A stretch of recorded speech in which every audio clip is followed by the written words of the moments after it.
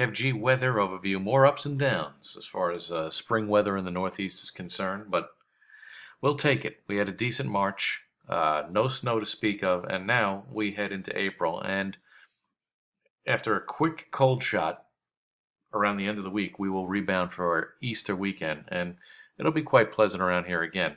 But the ups and downs of spring, the highs and the lows as we move along into April already.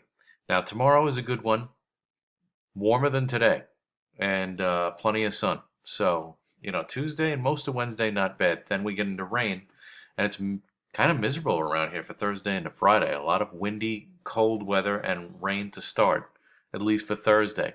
Now, if you're going to the Yankee game, if you're one of the lucky people going to the Yankee game on Thursday, bundle up and prepare for a possible delay to start the game.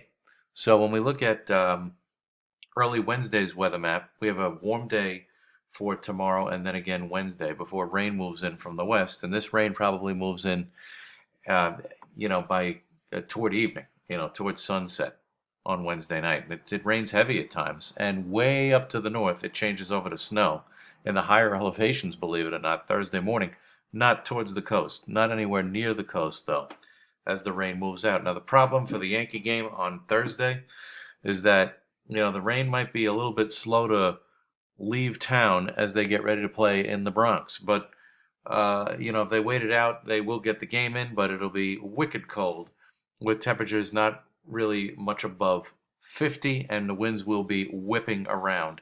So it'll feel much colder than that. Friday's kind of a tough day with highs only in the mid 40s, but then a quick rebound for Easter weekend as we see high pressure take over, and a gradual warm up is in store for Saturday and especially Sunday and Monday with highs back to where we started.